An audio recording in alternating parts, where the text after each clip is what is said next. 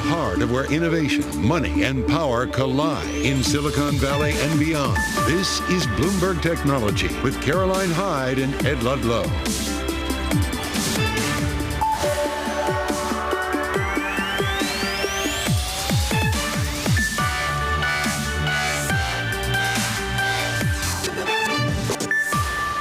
I'm Caroline Hyde at Bloomberg's World Headquarters in New York. Ed Ludlow, he's off.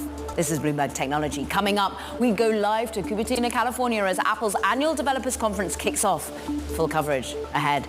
Plus, we sit down with DreamWorks founder Jeffrey Katzenberg. That's as his venture firm raises nearly $500 million for a new fund. And we sit down with MoviePass co-founder Hamet to discuss the new documentary on the company's dramatic rise and its fall. But first, let's check in on these markets. And look, we have a lot to digest when it comes to political risk over in Europe, when it comes to anticipating what the Fed does, and indeed where CPI pushes us from the US macro perspective. And we have some new entrants to the S&P 500, and some of them are tech names, and they're helping, though, the NASDAQ sustain a little bit of risk on attitude. We're up just 0.1% on the key tech benchmark. We're looking, though, at bonds selling off across the board, most notably in Europe, but US yields also pushing up, as we do have some trepidation about which direction the Federal Reserve points us come Wednesday and Thursday throughout the week, indeed. With euro under pressure.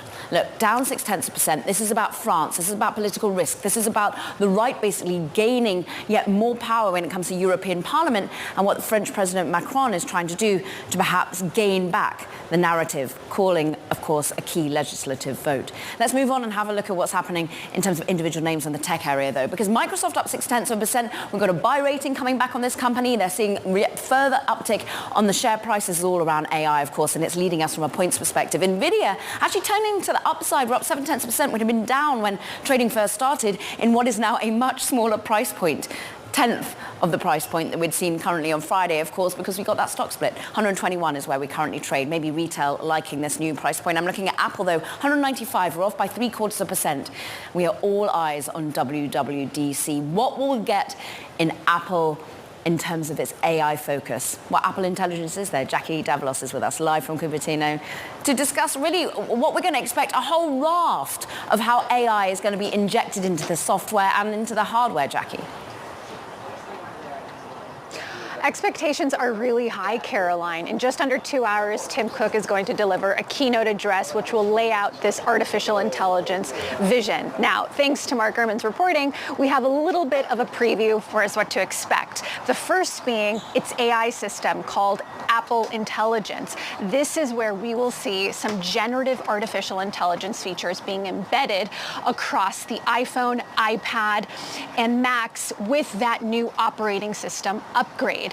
There will also be a major announcement with OpenAI. This is the technology, of course, that powers ChatGPT, which will bring a version of a chatbot to Apple and perhaps even provide a makeover for its current AI assistant Siri. There's a lot hanging here, Caroline, especially because Apple has been viewed as somewhat of a laggard in comparison to tech peers like Microsoft and Google, which it is also in conversations with for its large language model technology, Gemini. I like that context, Jackie, because there has been a lot in anticipation, most markedly in the share price managing to push higher, market capitalization back on top for Apple. And I'm interested as to whether really we're going to be able to steal the narrative back. Is having partnerships good in the short term?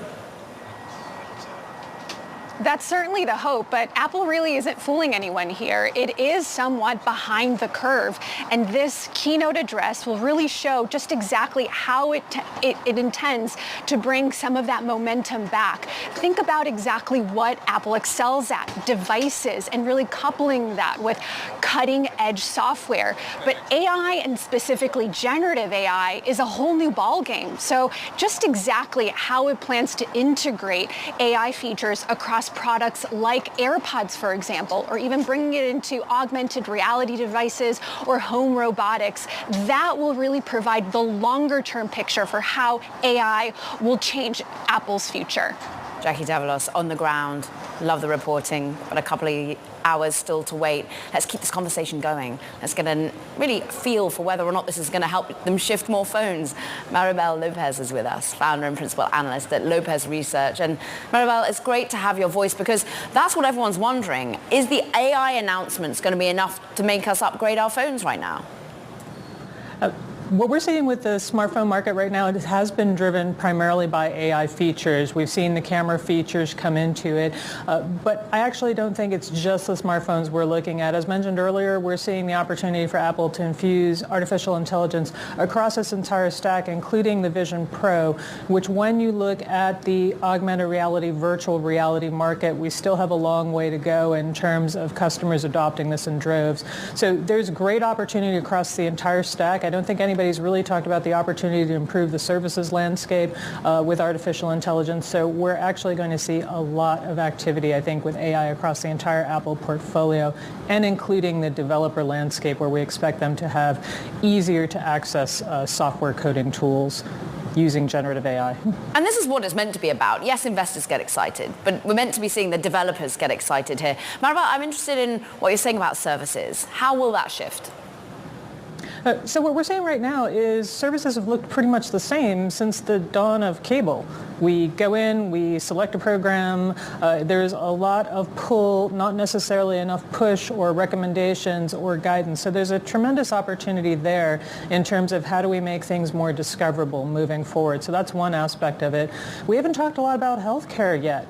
There's a real opportunity with AI to fundamentally change what could happen in some of these smartwatch and health apps going forward. So really, I know that everybody said Apple is behind in AI, but I'd like to pose the question of how much revenue they really lost by quote-unquote being behind. If you look at the only person that's really making a ton of money on AI right now, it's NVIDIA. If you're selling picks and shovels, you make a lot of money in AI. Everybody else is just still coming up with a strategy that they're trying to propose to consumers to get them excited about the new technology. You might argue maybe Microsoft's making some revenue, and certainly they've been able to do so by teaming up with OpenAI. And how, Maribel, should that ongoing partnership look like if we do see the OpenAI-Apple convergence here? Yeah, this is really interesting because I think we've seen all the cloud computing providers tie up with foundation model companies, and it's been very good for them because the money they'd have to invest to build the foundation models themselves doesn't make any sense. I think this is the same for Apple.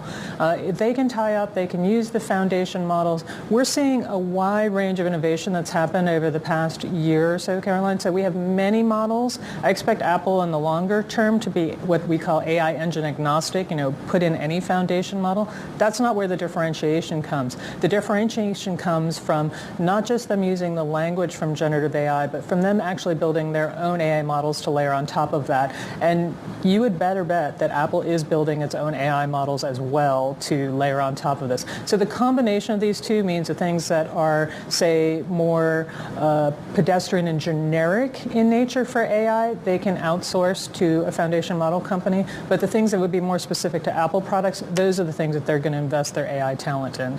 And maybe we've seen this time and time again, that Apple isn't first, but it's best. And we're waiting for ultimately then to articulate what is going to be better than, for example, how already Samsung's infused Google AI within its hardware. Will it just beat out the competition? I think what we're looking at right now is how will Apple propose the use of multimodal models. So everyone says that Apple's behind, but that was on the basic generative AI chatbot style model. What we saw in Google I/O was really a new way to think about how to use AI in terms of adding vision and imagery and generating a wide range of things, or using it to, say, change a process, look at an image and suggest how to make it better if it were even a process or a workflow. So I think there's a tremendous opportunity for Apple to show that across its stack. And this is what I think is better. It's not enough to just layer a chatbot on top of your software and say, I've made it better. You actually want to create a fundamentally new experience. And this is, I think, where Apple excels, is in creating that easier experience. So they're not first to market with a lot of things, but they're the first to try to make it the best to market. We are seeing hope, some exuberance factored back into the overall market capitalization of Apple. We're back at a $3 trillion handle. We're looking at nearly eclipsing the record high that we saw back in 2023. Maribel, do you think it will be revenue generating in the near term from an AI perspective for Apple? I absolutely think that AI will be revenue generating because if you don't have a good AI stack in your product, you're actually not going to be able to sell a product in 2024 and beyond. So therefore, it will be revenue generating. The question has always been how much and can it outsize the competition? So this is still to be determined, but we're all very optimistic that Apple spent a lot of time thinking about this. They didn't race into the market, so they could come with a very solid showing at WWDC in what I would consider the things that matter. I do think that from a technical standpoint, we always expect Apple to blow the doors off of it, but I really think we have to look at would somebody really be pleased with this as opposed to is it going to revolutionize the world? And I think if they can nail that, they can nail people really wanting to use AI because it does something meaningful for them, then they will sell a ton of iPhones, smartwatches. They may even sell a fair amount of Vision Pros, particularly in the enterprise market. So we're really optimistic and excited to see what they show us next. A little less than 2 hours to go. Maribel Lopez, thank you so much for building us towards that excitement. Founder and principal analyst over at Lopez Research. Meanwhile, coming up, some shareholders over at Tesla, key highs this week too. The vote on the $56 billion pay package for CEO Elon Musk. We'll get the latest on what we can expect from the vote next. Meanwhile, let's just shine a light on the meme stock. There was all the rage on Friday as Roaring Kitty came back to YouTube. GameStop now under pressure still by more than 3.8%. That's as we know that they're selling more shares, trying to make the most of some of the hype within the share price. $27 is where we trade. Baird analyst Colin Sebastian saying that the results we got on Friday, the disappointing results, underscore ongoing challenges to the company's retail business model. This is Bloomberg Technology.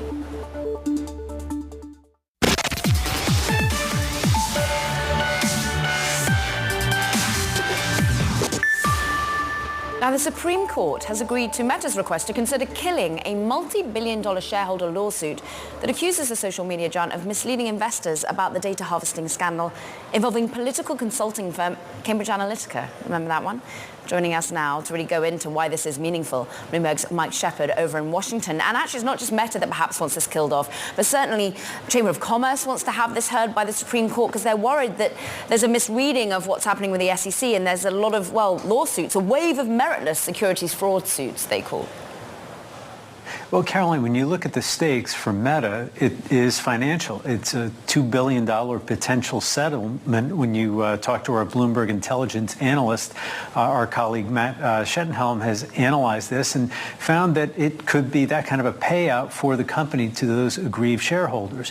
But the stakes are far wider, as he alluded to, because, look, since 2005, the Securities and Exchange Commission has required companies to disclose the risks that could have a material impact on a share price. It could be information, it could be an event, and the shareholders in this case are alleging that Facebook was too slow in disclosing those risks from the Cambridge Analytica episode. Now, the Chamber of Commerce and others, though, are saying that those same rules have been too widely applied and are generating a whole bunch of frivolous, in their view, lawsuits that have no merit, and they have sided with Meta in this case. It is interesting just to go back to July 2018. That was when we saw the biggest erosion of value with that stock plunge as we started to perhaps front run what ultimately the damage from Cambridge Analytica and the reporting on it could mean for Meta. But Meta's argument here is that we could never have anticipated how bad this would get for a shareholder perspective. And also, they're saying, Caroline, that all of the information and risks were out there already. They had been reported publicly by The Guardian and then by the New York Times, so that the element of surprise for shareholders was really gone, at least as far as this episode was concerned. And the concern from the company is that they are being punished for something that is so far back and that maybe since then has been wiped out. If you look at how the company's shares have gained since then, thanks to acquisition and expansion and other changes. Meanwhile, of course, those shareholders say the company had inadequate disclosures. We'll see how this goes. Mike Shepard, brilliant. Thank you so much indeed. Meanwhile, let's just talk about some other shareholders now, Tesla's, because they're voting this week on a $56 billion pay package for CEO Elon Musk. Let's get into the details. Bloomberg's Max Traffican is here. And what's interesting is, well, this even if it goes through, it might not help Elon Musk get his $56 billion pay package. Yeah, absolutely. This is going to be settled in Delaware court, and I suppose possibly in Texas court or maybe in a federal court at some point, depending on how Elon Musk responds. But what Tesla is trying to do is create, as our colleagues Dana Hull and Jeff Feely wrote, is to create a kind of way to explain this to the court. They're going to say, look, our shareholders approved it in 2018. Now they're approving it again, hopefully, as far as Elon Musk is concerned, in 2024. So it's more about forming the appeal rather than some kind of definitive resolution to this case. It's like narrative, basically. 100%. But the narrative with some of the, proxy investor groups and those advising shareholders hasn't been great. They've been saying, don't go with us. So these proxy advisors generally don't back these gigantic pay packages. They did not back the 2018 one. But what is interesting here is that you have some major shareholders coming out and saying, we are against this. Over the weekend, the Norwegian Sovereign Wealth Fund said that they're going to vote against this pay package, or that as far as they're concerned right now, they're going to. Maybe there'll be some further negotiation between now and Thursday. But in any case, that fund is a major shareholder, top 10 shareholder. Norway is also a huge market for Tesla. So that seems like a significant kind of caution light for Elon Musk right now. June 13th, we keep an eye. Max Chafkin with all the details on Tesla.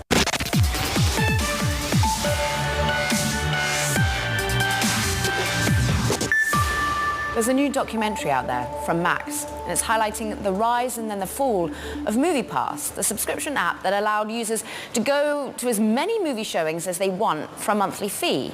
It was highlighting also how the founders, they lost control of the company and its narrative. They're regaining it.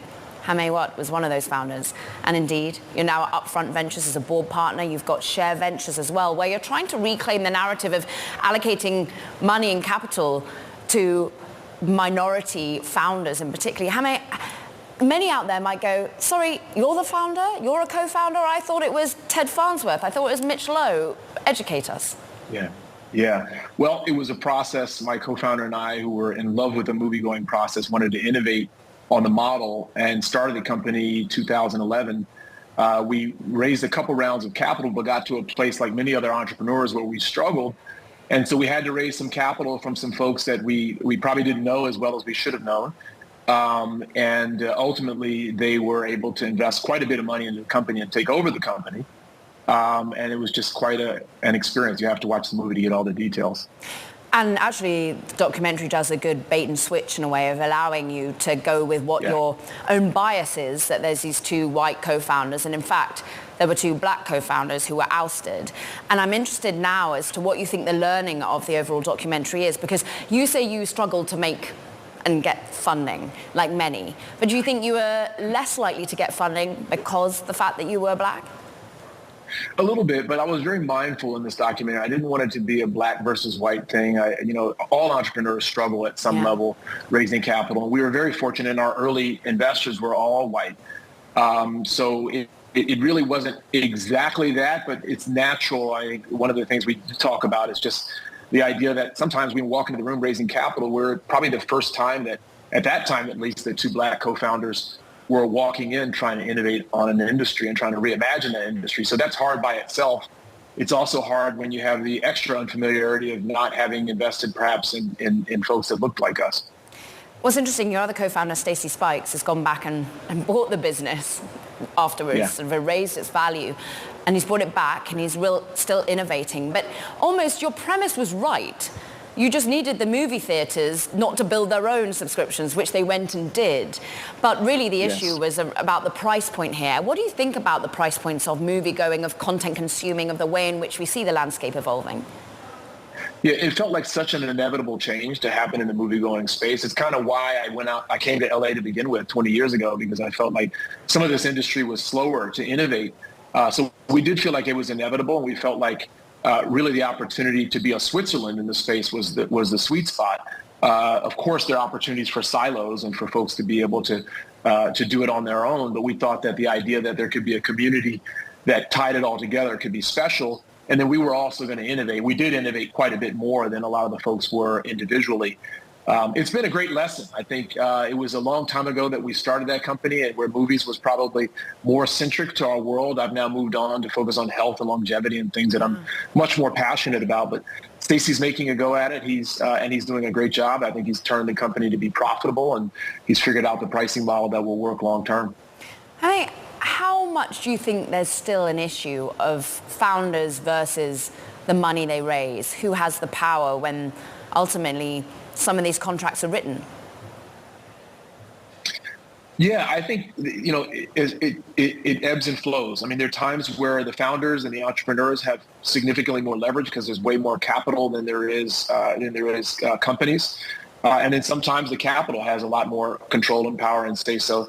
I think ultimately it's as a founder and an investor, I try not to think about that. I try not to take advantage of leverage in a way that's going to be unfair, because the tide is going to change at some point anyway. And I think we're seeing that play out now as the markets are starting to come back in terms of the private markets, and investors becoming more aggressive again, and now entrepreneurs and the leverage is starting to shift back and forth again. You're focused on wellness, as you say, longevity, those founders out there, Hamet, and how are you seeing the ability for yourself to write checks, and how are you seeing things different from when you were out there trying to fundraise? Yeah, I'd say there are a couple things. One is my model is slightly different. I have a venture studio and a fund. And so I like being on both sides of the table, so to speak. I like inventing and reimagining new businesses. And then I also like supporting entrepreneurs. And I support entrepreneurs that oftentimes may not get that opportunity. I'm looking for something different in many ways. I think it's changing a lot. I hope we're going to see some outcomes that start to prove that. But there's a tremendous amount of talent, and we're really looking at opening the aperture now to figure out how to get more talented entrepreneurs into the game, more talented operators, scientists, innovators. More perspectives on problems leads to better solutions to problems. So I'm excited about where we're going. There's still a long way to go, don't get me wrong, but I think we're in a good place. Well, I'm excited about having some of those founders that you're working with, having some of the studio companies that you build and then birth and grow coming on the show. Hamet, come back. Yeah. You, of course, are MoviePass co-founder.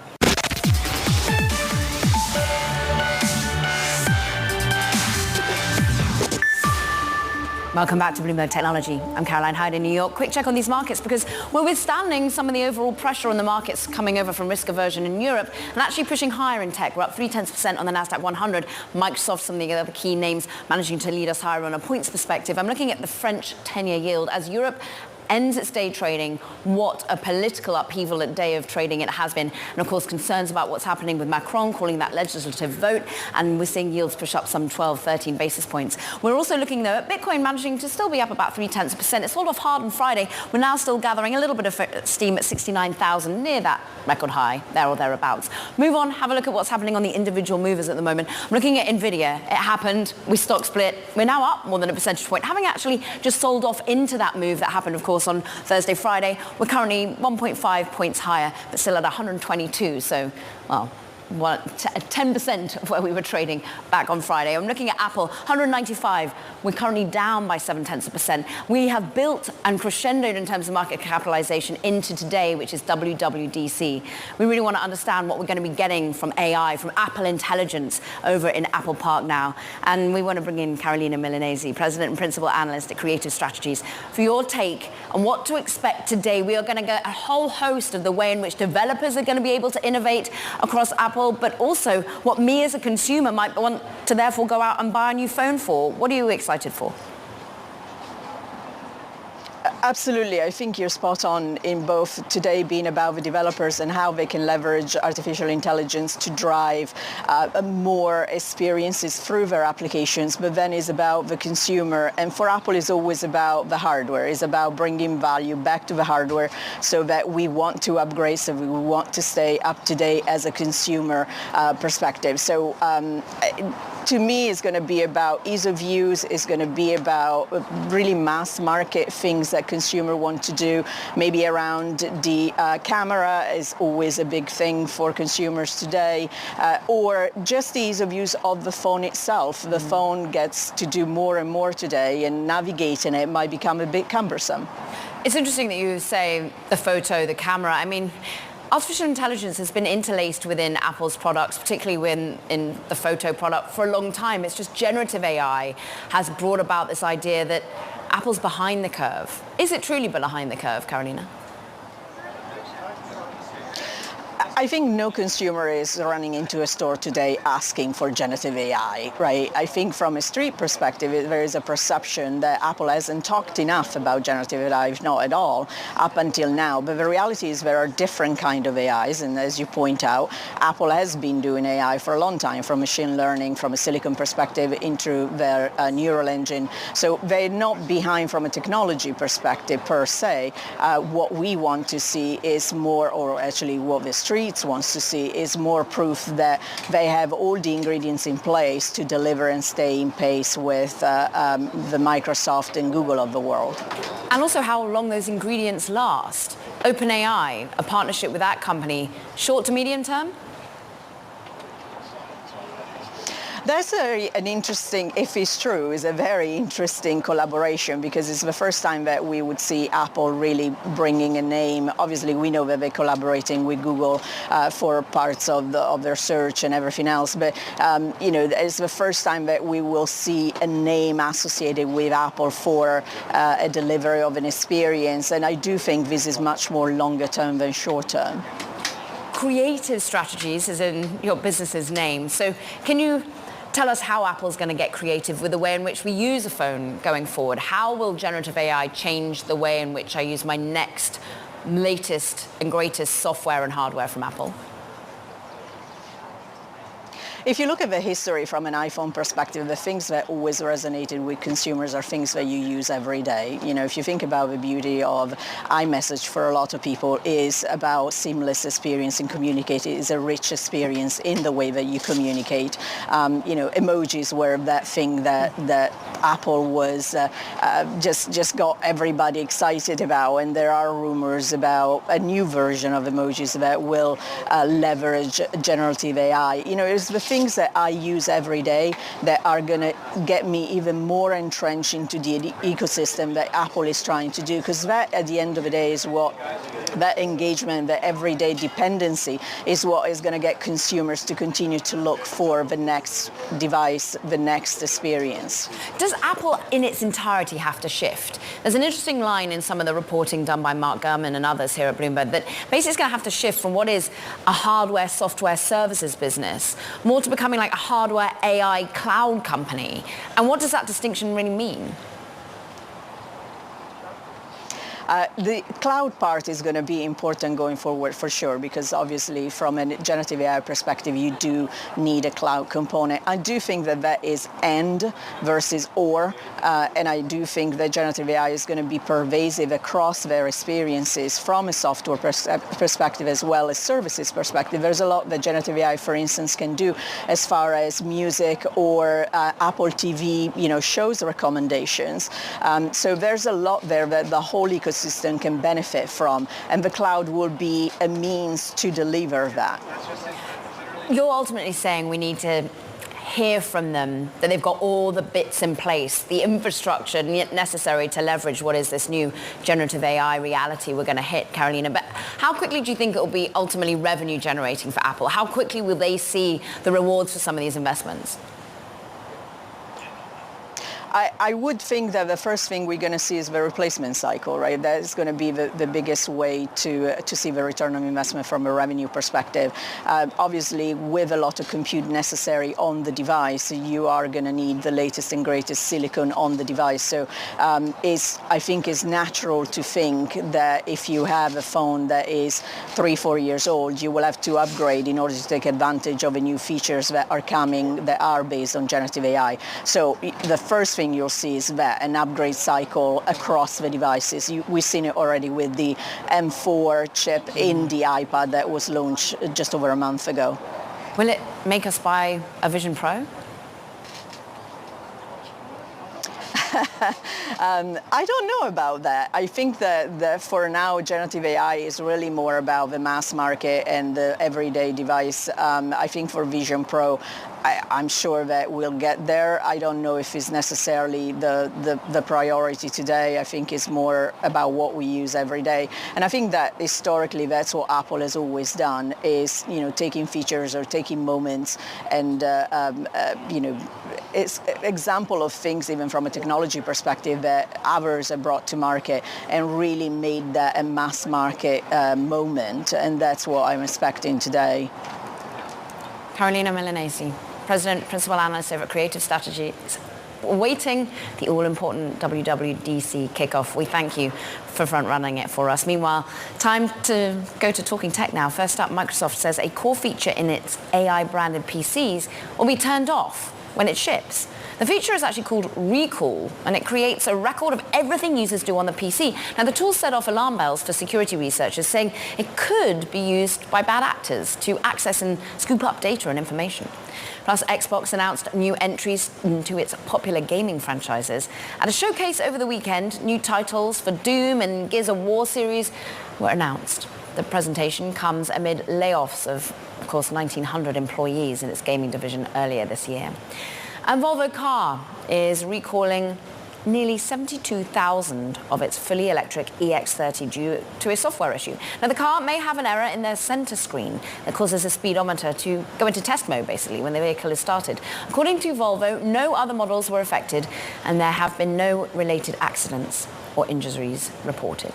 Coming up, media veteran Jeffrey Katzenberg raises nearly $500 million for his new venture fund focused on cybersecurity. We're going to discuss with him and colleague next. Talking of content creation, this is perhaps one of the messiest deals of all time, but it feels as though Paramount Global currently moving just down about a percentage point. A former media executive, Edgar Bronfman, you know him from Warner Music, from the liquor giant Seagram, he's backed by private equity firm Bain Capital, potentially to be buying National, the overall parent company of Sherry Redstone, instead maybe of Skydance. This is all about Edgar Bronfman having a $2 billion plus bid for the company that controls Paramount. This we continue to watch. National Amusements, of course, the key one that they would be looking to purchase. This is Bloomberg Technology.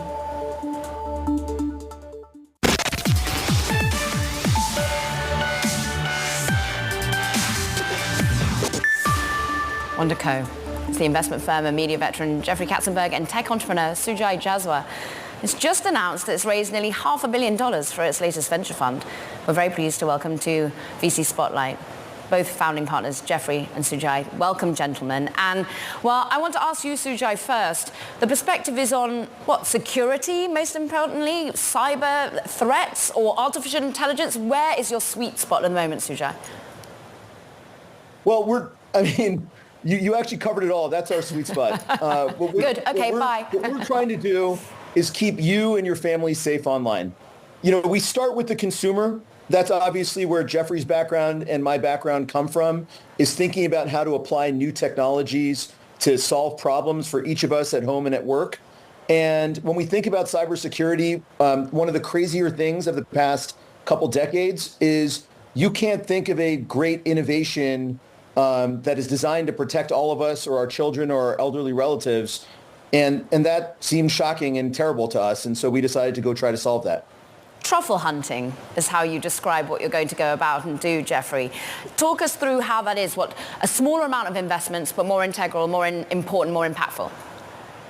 Well, I think, that's the opportunity today. There's so much incredible innovation going on. And we have found for us staying quite focused, picking a handful of, call it 5 to 7 investments each year, as well as starting a company ourselves. We like to be builders as well as investors.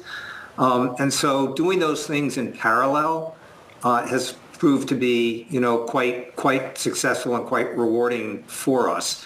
We all started as builders. We have founded companies ourselves. And we wanted to do both those things in parallel.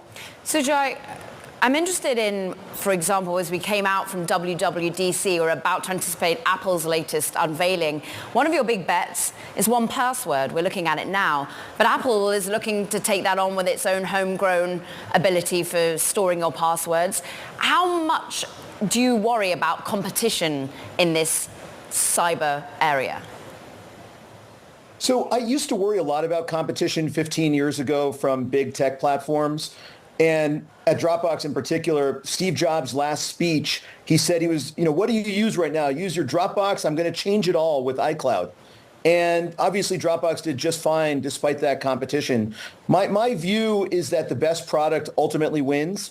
And in the case of 1Password, they've built an amazing solution for helping you cross-platform across Apple devices, Android devices, Microsoft devices. And so as long as you stay focused on the customer, you'll be fine as an entrepreneur.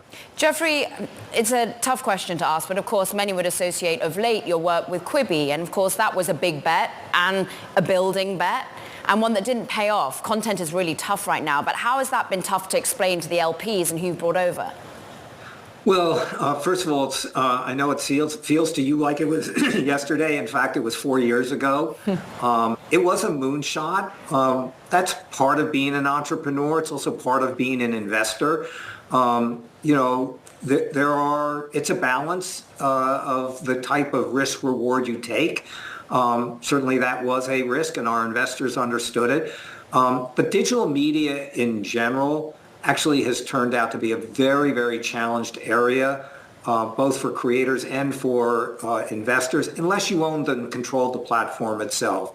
So we actually, 4 years ago, pivoted out of digital media. We have no investments today in digital media. We continue to look at it because honestly, as you were talking about in your earlier segments, with the introduction of AI, there is going to be a slew of new types of opportunities, new types of content. I think ultimately a new and innovative platform is coming our way sooner rather than later. And we certainly will want to be on the forefront of that. But as we sit here today, that opportunity hasn't presented itself yet.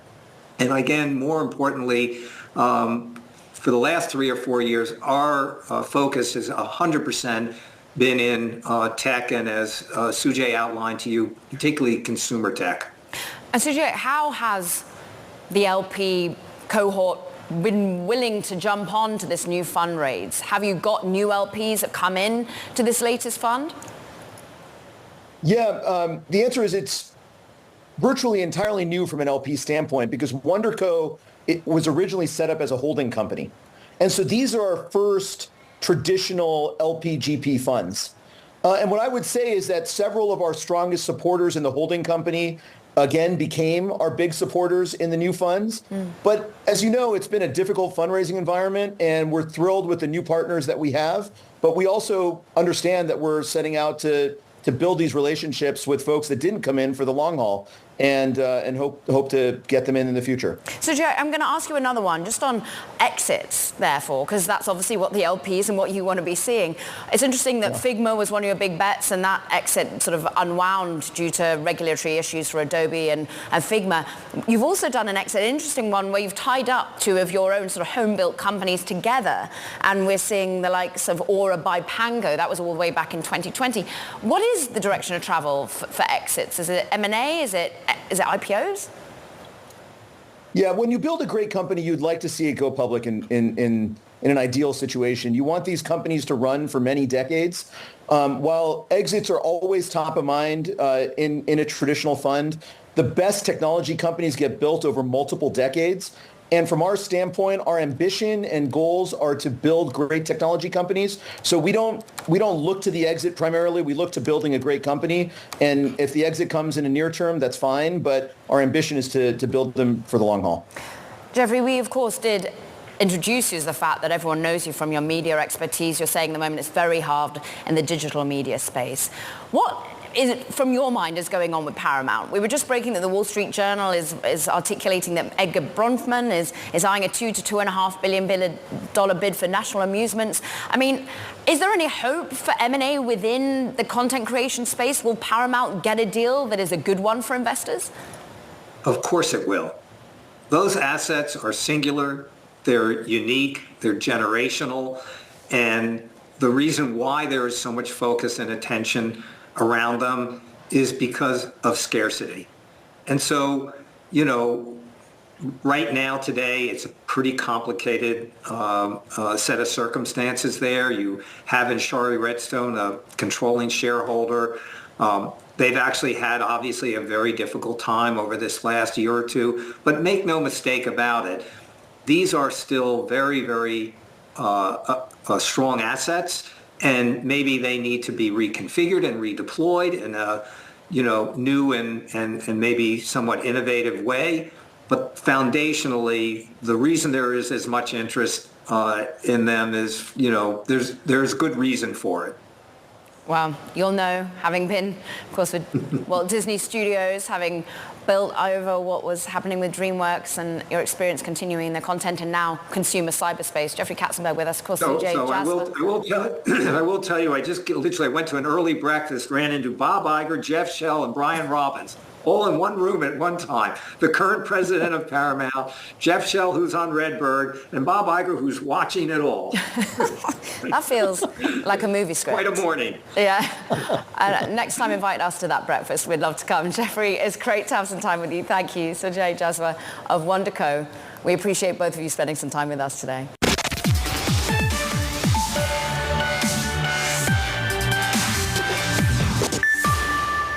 Apple Intelligence. What will it look like, feel like? What will be announced at WWDC? Bloomberg's Jackie Davlos is live from Cupertino. And look, we're almost, an hour, a little over away from today's event kickoff. What are you expecting in terms of features to be announced? Well, the good thing is we have a lot to gather from Mark Gurman's reporting. The key thing will be Apple Intelligence. That's the new AI system it plans to roll out in the iPhone, iPad, and Mac OS systems, which will get an upgrade. Now, the real key will be the AI features embedded inside. Let's drill down into some of those because that's what people really want to know. What will show up on our devices? A big part of this push will be summarization. Think summarizing web articles, other web pages, your text messages, making it easier for you to dissect the information that you have to make a few clicks on your phone to actually get to. Think also your mail app, auto reply, the kind of thing that Gmail already has, but Apple's creating its own version of this. We'll also get voice memo transcription. That will come in handy for me, Caroline. I use that a lot. And so these are just a few of the AI features we'll expect to see, but of course, it's all part of a broader AI vision Tim Cook will address at 10 a.m. Pacific, 1 p.m. Eastern. And partnerships, an OpenAI partnership perhaps? That's the big one. Who can forget? Because Apple can't do this on their own. They need the help of OpenAI, which has the powerful ChatGPT technology. We'll see some kind of chatbot version also in Apple's new upgrade. But of course, the question is, will this really revamp Siri in the way that it really needs to? It's kind of been a disappointment since its rollout nearly a decade ago. And so here we'll have OpenAI kind of taking the lead in that way. Apple Intelligence will also have Apple's own AI technology, but here we'll wait to see exactly how this partnership will unfold. Jackie Davlos going to be bringing it to us throughout the next hour or so. We really appreciate it. Now that does it for this edition of Bloomberg Technology. Stay tuned for all that's going to come out of Cupertino, but if you miss it, go check out our podcast. Find it on the terminal, online on Apple, Spotify, and iHeart. This is Bloomberg Technology.